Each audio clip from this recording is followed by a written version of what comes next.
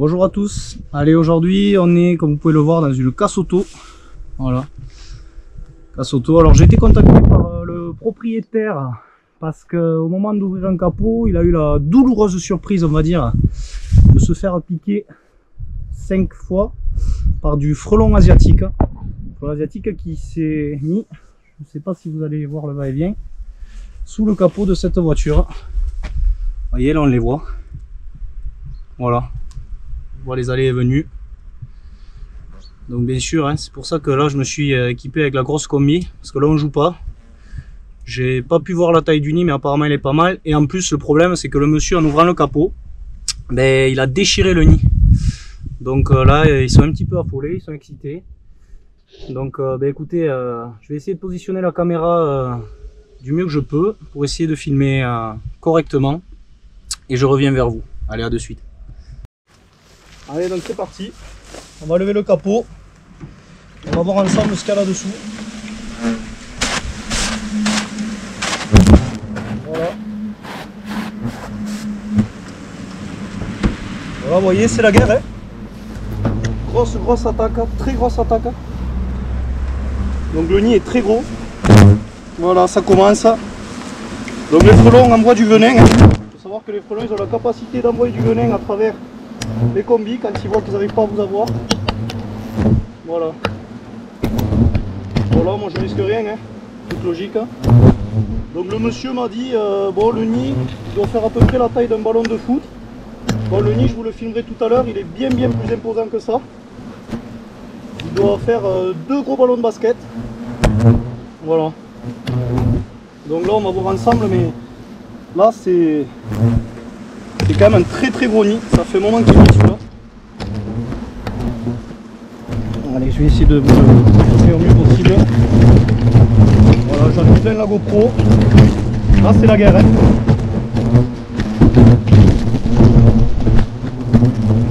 Là on peut voir qu'il y a vraiment beaucoup de frelons.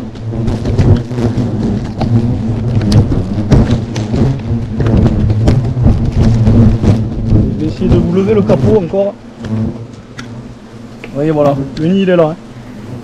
Vous voyez, c'est logé là. Bon voilà, vous voyez là déjà, tous les frelons sont quasiment en train de mourir. Hein.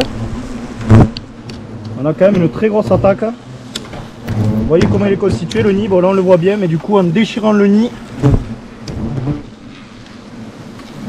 j'aime autant vous dire que là il a eu 5 piqûres, mais dans son malheur je crois qu'il s'en sort quand même très bien le monsieur. Voilà.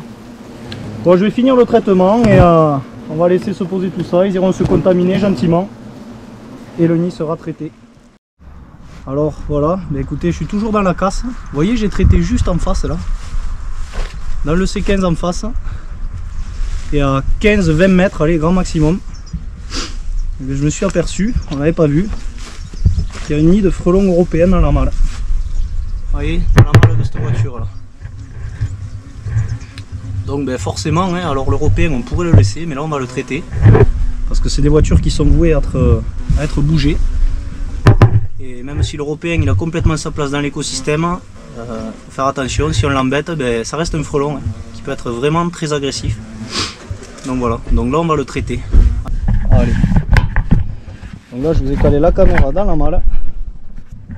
J'espère que vous y verrez bien. Et je vais traiter la banquette.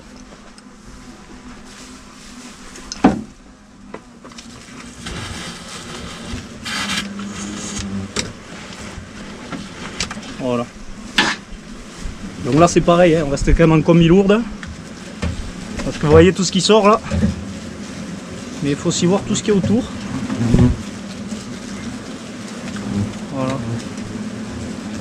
Donc ça, il faut savoir que c'est pas rare, hein, des frelons asiatiques qui sont à côté de frelons européens. Ils arrivent quand même à cohabiter, hein, ils se font pas forcément la guerre. Là, je vous dis, il y a, allez, on va dire une quinzaine de mètres entre les deux et chacun fait sa vie. J'ai pas vu d'Européens chez les Asiatiques, j'ai pas vu de frelons asiatiques venir embêter les Européens. Voilà, ils arrivent à bien cohabiter. Voilà, donc là, il faut savoir que c'est des nids, hein, on est en fin de saison. Je sais pas si vous le verrez bien à la caméra, mais les ouvrières, surtout chez l'Européen, elles sont quand même très grosses là. On commence à avoir de grosses ouvrières. Donc voilà, on est sur des nids de fin de saison. Là malheureusement on ne pourra pas trop voir le nid ensemble parce qu'il est vraiment dans la banquette et j'ai pas trop de moyens d'ouvrir la banquette. Mais il y a quand même de sacrés individus. Vous voyez là on peut voir la différence entre les ouvrières quand même. Les ouvrières qui sont toutes nouvelles et les anciennes. Vous voyez là. Ici on a une petite ouvrière, ici on a de grosses ouvrières. Voilà. Il faut savoir que la durée de vie d'une ouvrière, selon la période, selon le temps, c'est, on va dire, aller de 1 à 2 mois. Grand maximum 2 mois pour une ouvrière frelon. Donc voilà. Donc ça, on peut se douter que ce sont des ouvrières qui sont sur la fin de leur cycle. Voilà. Allez, je vais remettre un petit coup de traitement, juste, vu que j'ai pas vu où était le nid, là j'ai plus poudré sur la droite, je vais essayer de poudrer un peu à gauche. Là. Voilà, mais bon, là, on n'a pas de doute, hein, le nid il est détruit, il n'y a pas de problème. Et comme d'habitude, hein, les ouvrières qui étaient à l'extérieur au moment du traitement vont passer sur la poudre et vont se contaminer. Voilà, et là d'ici quelques heures, il n'y aura plus d'activité. Voilà. Allez, on se retrouve plus tard pour de nouvelles vidéos. Salut!